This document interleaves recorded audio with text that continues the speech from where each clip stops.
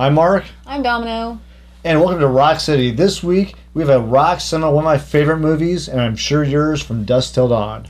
And we also have our album pick of the week. We're going to be talking about Marilyn Manson. Awesome. We can't wait in Rock City.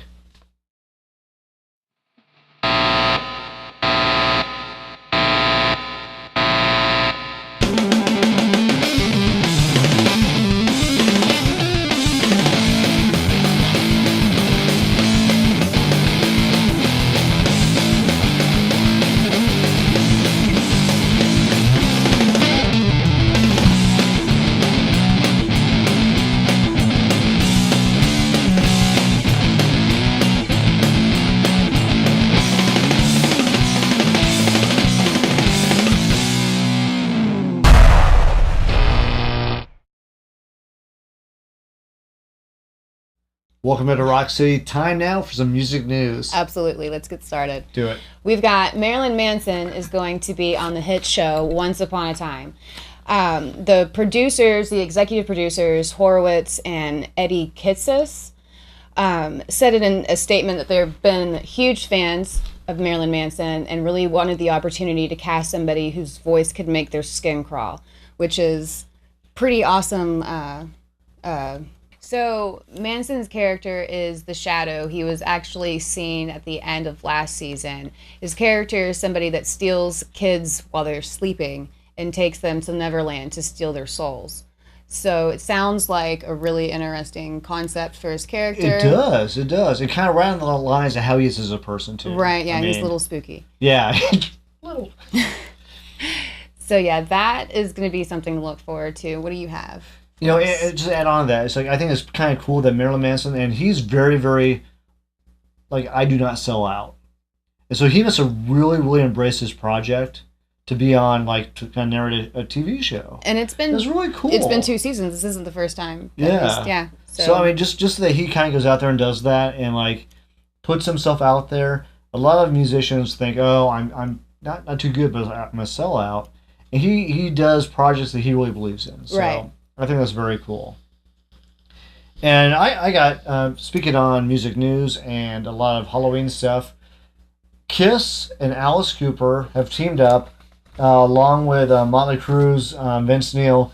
And they have it's called Christmas Pudding. It's in Phoenix, Arizona, and it's on December 7th. It's for a charity, which, I mean, is unbelievable as well. The host is Family Feud and Seinfeld personality, I guess you call him. He's not any star in my books. Jen O'Hurley. Which I think is weird. I guess he's a big metal fan, I hope. We hope so. So anyhow, they're going to be hosting that. It's for the benefit, and tickets are $38 to $253, which is another, again, an odd number. That's an odd number. And oddly specific. Yeah, and they went on sale on October 18th, so pick up your tickets if you're in the Phoenix area. Or if you don't mind a good road trip. Yeah, exactly. And I've been to Alice Cooper's, it's kind of like a Hard Rock Cafe type thing. Okay. It's pretty cool. I went in there, actually went there on a trip we took like in 2008. And when we went through Phoenix, I got to go there. And it's like me and like 3 other people. It's like 2 stories and has a bunch of rock memorabilia from people he's toured with and his stuff. It's really cool. So if you're in the Phoenix area, check out Alice Cooper's Cooperstown. Nice. Yes. When I come back, we're going to talk more about Halloween, and we got the Rock Cinema come up here pretty soon.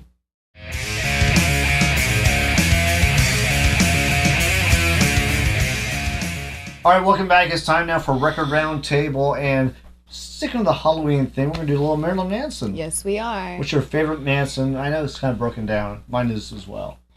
Well, we have the album that's my favorite, which is Lest We Forget. It's a compilation of all his greatest hits, all the favorites from him.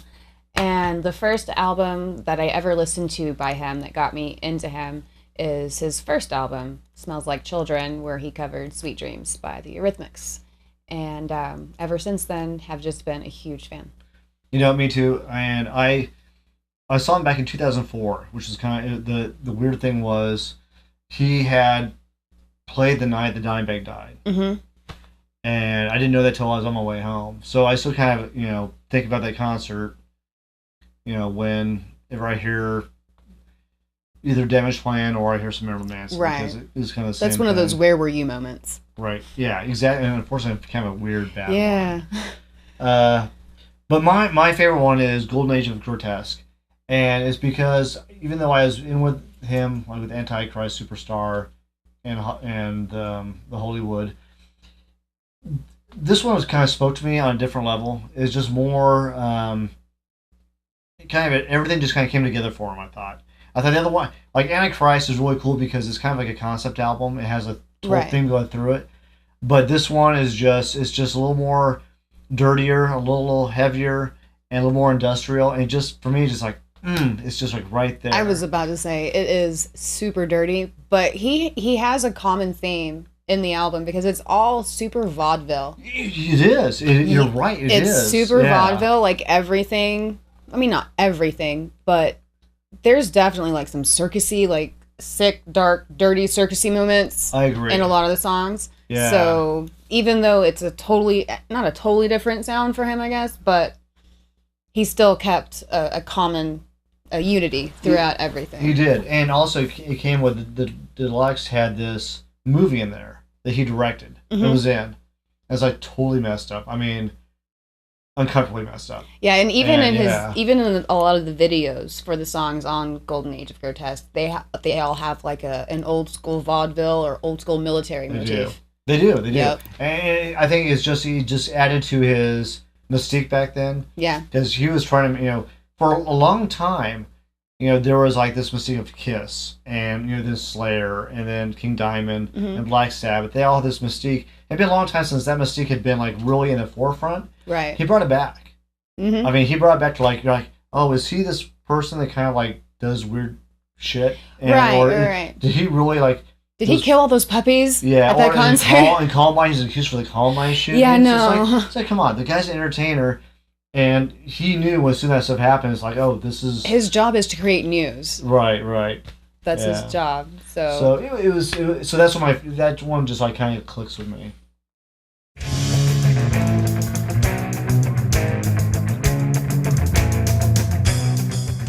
All right, time for Rock Cinema. Rock Cinema. One of my favorite segments of the whole show because I love movies and I love music. So tie those two together, we're in heaven. So what do we got on tap today? We got From Dusk Till Dawn. Awesome movie. That is, that has a special place in my heart that you may not even know. That I might not even know? I know. Your co-host and partner in crime? You will know now. Oh, wow. It's pretty sweet. Okay, well... So when I lived in Austin, worked at a TV station out there, and they had almost the whole cast of From Dusk Till Dawn come out and do a special preview of the show a week before it happened. And the special guests were obviously it was Robert Rodriguez and Quentin Tarantino were in the movie. So they were both there. I take that back. Quentin was there, but Robert wasn't. He had another engagement, and he had the guy that directed Dazed and Confused. I'm drawing a blank of his name. Richard Linklater. He was there instead. So they had that, and we got to see the movie beforehand. It was amazing. And on top of that, it was just a cool movie. Yeah. So if you have not seen From Dusk Till Dawn, it's not just a one movie type thing. It kind of goes through like a Pulp Fiction where there's different stories. There's some different stories. It kind of goes from one kind of messed up story to another. It's fantastic. There's definitely a lot of great appearances. We've got Harvey Keitel. That's right. One of my favorite actors of all time. George Clooney does an amazing job. He's flawless, even with his fake neck tattoo. It's fantastic. And, of course, Salma Hayek. Oh, one of the best. One of the best. If you haven't seen it, we're not going to spoil it for you, but you definitely need to check it out. And the music.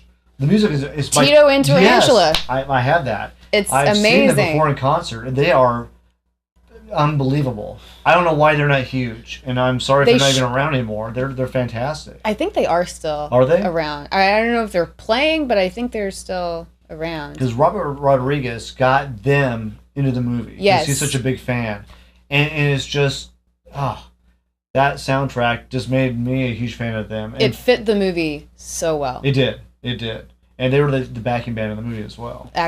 They worked them in so well Yes. because at the very end of the huge scene, they're like, "We're out of here," and they explode with all these Right. instruments made out of dead bodies. That's right. It's fantastic. Great movie.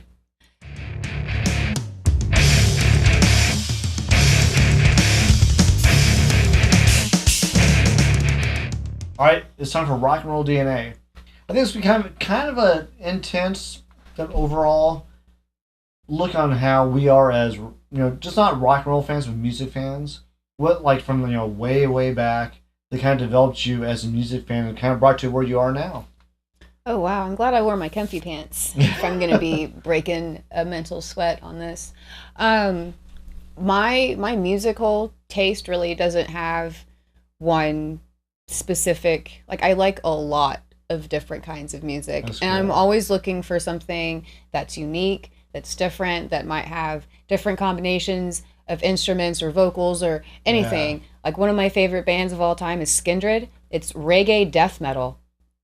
It's the most amazing combination of vocals and instruments and drums that I've ever heard in my life, and it makes me want to listen to more. That's cool. That's cool. And how many, like, think back, like, when you were a kid and growing up, what kind of music did you hear back then? And do you think it's kind of, like, gone forward into that? I heard a lot of old country, like before Merle Haggard and before Johnny Cash.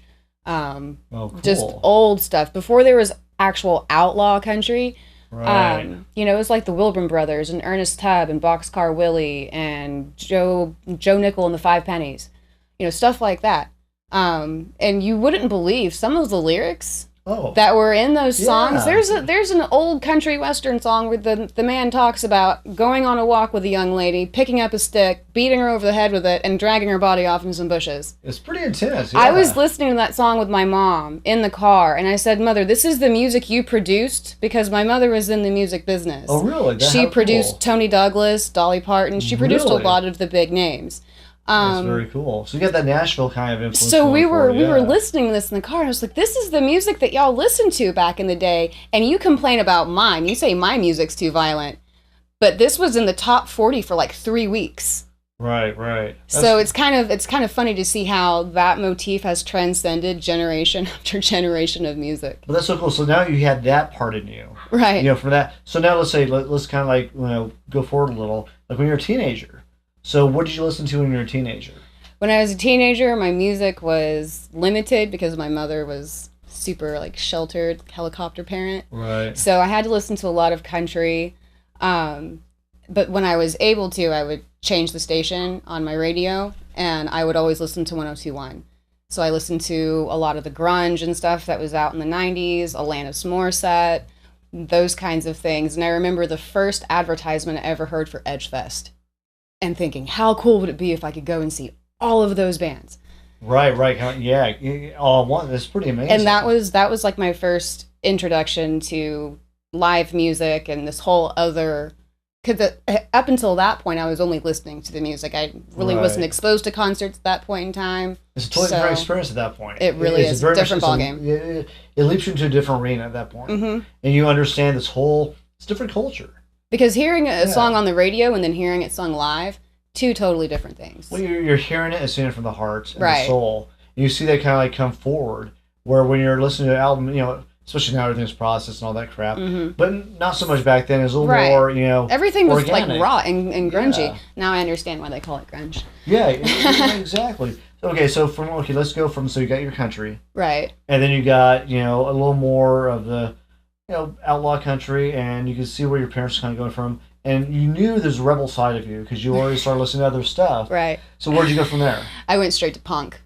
So, and what brought you there? What was the main things that really drove you? Social Distortion. One of my very first concerts. It was a Halloween show, as a matter of fact. Perfect timing. Nice. We just came full circle with that. Yeah. And that was the first concert T-shirt I ever got. Was a Social Distortion. Very cool. Concert T-shirt. Which at one point we'll talk about our favorite shirts, but go ahead. And so ever since then, I branched out from punk. Got into metal, the reggae death metal. I'm into a lot of acoustic stuff. It's really opened a lot of doors. It's amazing. Music does that. You can hear one song and then all of a sudden Right. it takes you on a tangent. And which I think is so cool because I hate to see when people are just like, oh, I just like metal, oh, I just like country, oh, I just like this. It's like you are limiting yourself to so many different like genres Right, out that's there. not what music's about. It's about finding Experience. something in everything. Like, Yeah. there's very few genres that there's not something I can't find that I like. I agree. I can even go bluegrass, and I can go speed metal, and I can go, I mean, even like Frank Sinatra and stuff like that. But I love hard rock and metal. That's like in my heart and soul. Right. But all the other stuff made me to who I am, and just kind of went forward. And I can see from you how you progress. It's the same thing, which is really cool because that really opens your doors to see so much other stuff out there that some people like kind of block themselves out purposely because like, oh, I'm too cool for this or that. But it's like, why? It's all talent and music out there. Right, yeah. And it all kind of brings you. I know for me as a kid, we had Elvis around the house. We had Beatles around the house. Dolly Parton. We had the Oak Ridge Boys. A bunch of different bands that.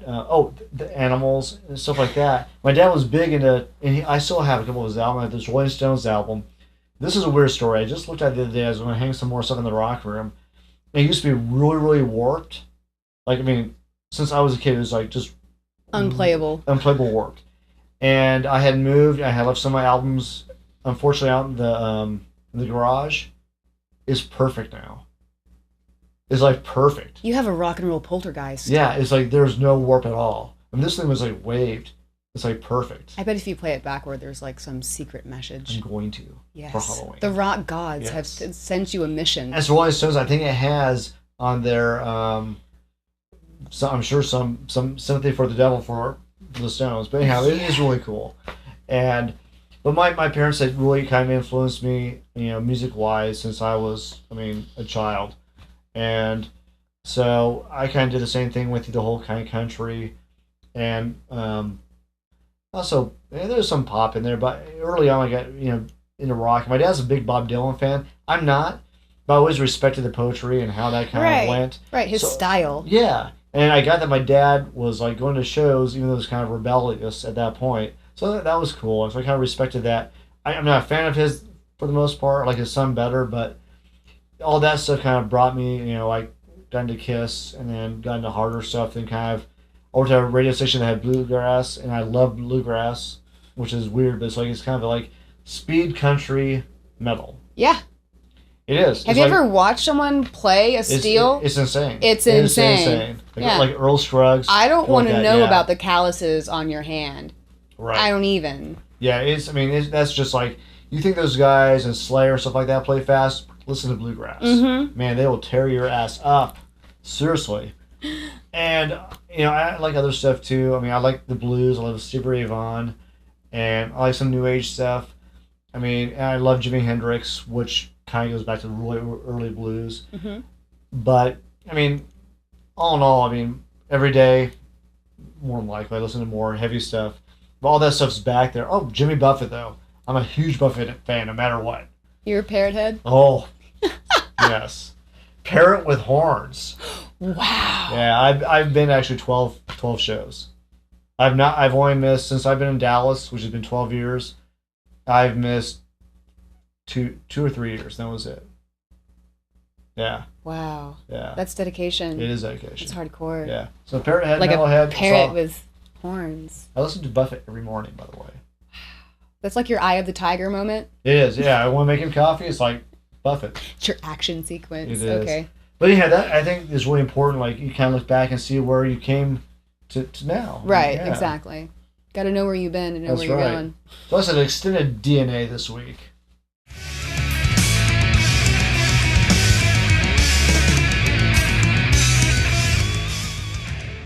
All right, time for free for all, and this week is going to be rock and roll theatrics and how we kind of feel like, do they enhance the show or do they kind of take away from the show as far as not take away from the show, but music wise? Do you think they're kind of like masking what's kind of going on, or do you think it's kind of like they both kind of like help each other out? If that makes sense. I think it can go both ways. And I think you're right. I think it depends on how you are as a music viewer or how you interpret their music. Right. You can either spend so much time paying attention to the theatrics that you don't hear the song. Right. Or you can listen to the music and not really see what's going on. Some people have that ability to concentrate on everything and take in the whole thing, but some people kind of just need the music. Like, just let them focus on the music. Well, let's do it for a few examples. Okay, Alice Cooper is very well known for his theatrics. Okay, when you listen to a CD, take that, or an album, take that away, and you obviously are not seeing anything, but does that music still hold for you? Does that still, like, wow, that's really good music? Or is it like, wow, I think if I saw the whole presentation, it might get a little better. You see what I'm saying?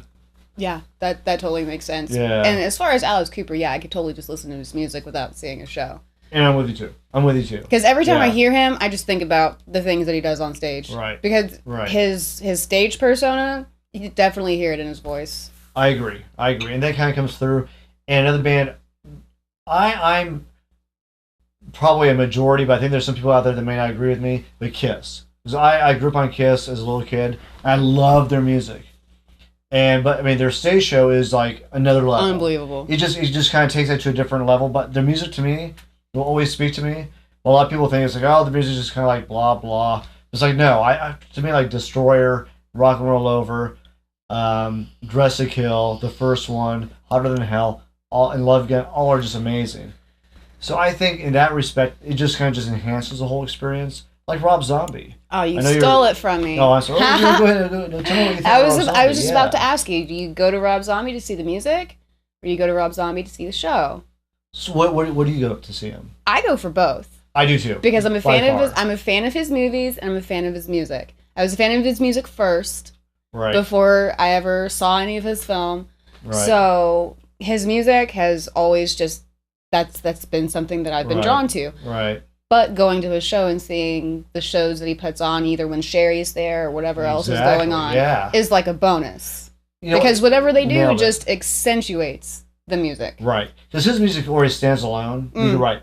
When he brings that out there, you're like, wow, it's a different experience. Yeah, same exact thing. I think they have the whole, and Marilyn Manson, what do you think about that? Because that's another theatric thing too, but I love his music. It's like, they go hand in hand. They really do. Those two artists in general have made a really good. They're really good at tying things together. Right. That's what I'm trying to say. Exactly, I stuttered and I apologize. No, you're right though. You're right. They tie both elements together and make it one big experience. So when you see them, you're like, yeah, the songs and the show. Right. And Ozzy kind of did that too for a while. Where he had kind of some theatrics behind him, but relied on the music. Right. And so it's kind of like, that give and take. And I know there's a band called Guar that, the same thing.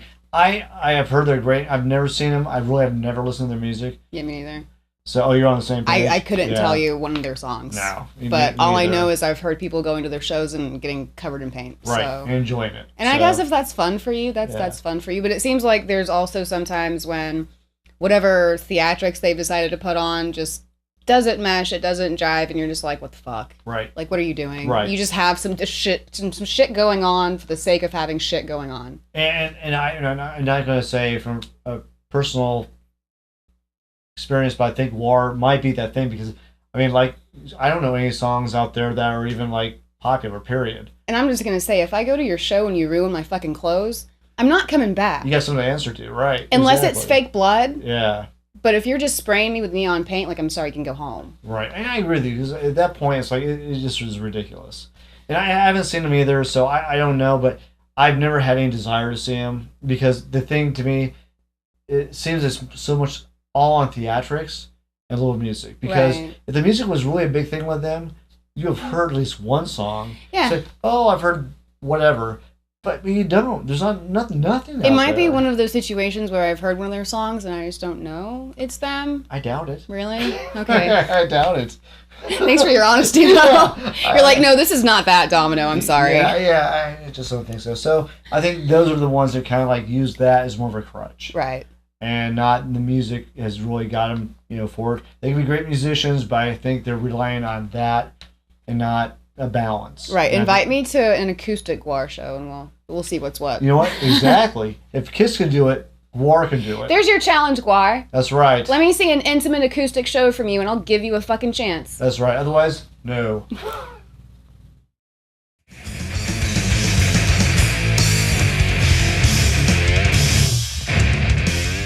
Coming to town this week, we have lots of great concerts. Mark, why don't you tell us what's coming up? Well, on the 30th, Newfound Glory at the House of Blues. And they're one of those bands I've not seen, but I've heard they're putting on a really good show. So if you have nothing going on, go check them out. And also at Trees is Smile Empty Soul. And they are fantastic. It's kind of like the pop, rock kind of blend together. Great songs. I mean, I really like their music, so I go check them out. Awesome. What do you have? October 31st, we've got Here Come the Mummies, Halloween Extravaganza. Graceland Ninjas is playing. It's going to be a great show. They interact with the crowd really well. They dress up in costumes. Great night. And then that's going to be at House of Blues. So a great venue and a great show. And then also at Trees, we have OTEP. And if you're into death metal featuring an awesome female vocalist, this is definitely a great concert to check out. Hey, she's amazing. I've seen her twice. I think the first time I saw her was back in 2007. I think it was on their second album. I was blown away. I think the song with Hell Yeah is like they opened up with Blood Simple, and it was freaking insane. And I was like so just like taken back about the passion she had. Right. So of all those bands, I mean, I like them all. OTEP, and they may be breaking up after this show. Yeah, so get your butts to Trees and send them off, right? That's right. So we've got all those shows and lots more coming up. Thanks again for watching Rock City this week. Make sure you follow us on Twitter, and as always, like, share, and subscribe. And rock on.